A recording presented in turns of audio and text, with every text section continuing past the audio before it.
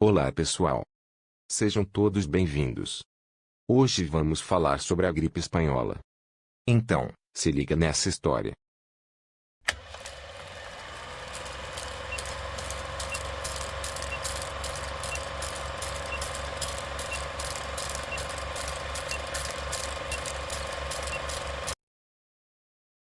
A gripe espanhola foi a pandemia mais mortífera da história.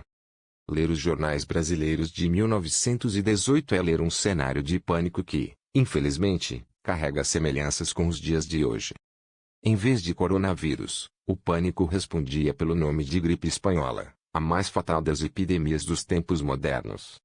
Calcula-se que tenha deixado de 50 milhões a 100 milhões de mortos em todo o mundo em apenas alguns meses, infectando um terço da população mundial. Apenas para efeito de comparação, a Primeira Guerra Mundial matou 20 milhões de pessoas em 4 anos de conflito. O vírus do que ficou conhecido como gripe espanhola mataria de 50 milhões a 100 milhões. Pouco mais de um século depois, se a humanidade corre algum risco de enfrentar uma nova pandemia como aquela, vírus como o da influenza continuam sendo o principal candidato. A denominação gripe espanhola foi cunhada devido ao fato de muitas das informações a respeito da doença terem sido transmitidas pela imprensa da Espanha. Os jornais desse país, que se manteve neutro durante a Primeira Guerra Mundial, não sofriam censura quanto às notícias sobre a epidemia, o que não era o caso da imprensa dos países beligerantes. Por isso, assim que a gripe chegava a algum país, era logo chamada de espanhola. Desconhece-se sua origem geográfica, mas sabe-se que o primeiro caso observado verificou-se nos Estados Unidos em março de 1918, no Texas, e uma semana depois, em Nova York. Chegou ao continente europeu em abril, atingindo os exércitos aliados franceses, britânicos e norte-americanos. Em maio foi a vez da Grécia, Espanha e Portugal, em junho, da Dinamarca e da Noruega, e em agosto da Holanda e da Suécia. Nesse último mês, encerrou-se a primeira onda da gripe, que, embora extremamente contagiosa, foi considerada mais benigna do que as seguintes por ter causado relativamente poucas mortes. Ainda em agosto teve início a segunda onda da gripe, que atingiu seu auge nos meses de setembro a novembro, o outono do hemisfério norte.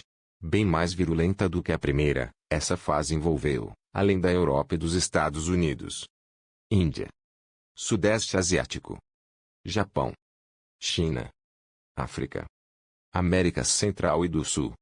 Em vários países do mundo provocou elevadíssimo número de mortos. A terceira e última onda da gripe espanhola começou em fevereiro de 1919 e terminou em maio seguinte. Calcula-se que a pandemia afetou, direta ou indiretamente, cerca de 50% da população mundial, tendo matado de 50 a 100 milhões de pessoas, razão pela qual foi qualificada como o mais grave conflito epidêmico de todos os tempos. O Brasil acompanhou a doença inicialmente à distância, através dos jornais. A população brasileira não demonstrava grande preocupação com a espanhola, por considerar que ela não se propagaria no território nacional, devido à distância do continente europeu. Em território brasileiro propriamente dito, a disseminação da gripe pode ser atribuída a alguns navios que aportaram em portos do Nordeste, como o inglês Demerara, que esteve em Recife e Salvador naquele mês de setembro. Em pouco tempo a espanhola atingiu várias cidades nordestinas e no final de outubro já atingia quase todas as grandes cidades do país, inclusive Rio de Janeiro e São Paulo. Ao longo do período pandêmico, registraram-se mais de 35 mil mortes em todo o Brasil.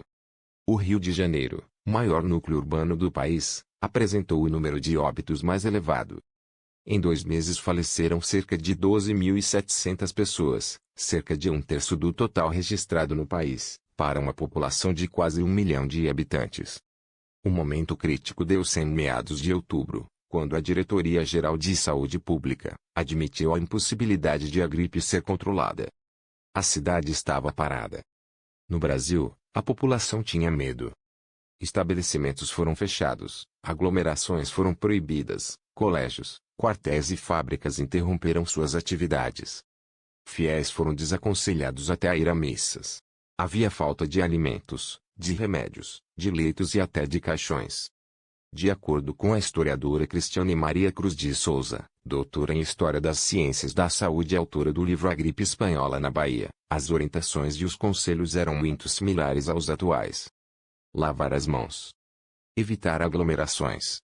Preferir locais arejados. Evitar apertos de mão e abraços. Então, será que podemos aprender alguma coisa com o que aconteceu em 1918 para melhor compreender o que acontece conosco hoje?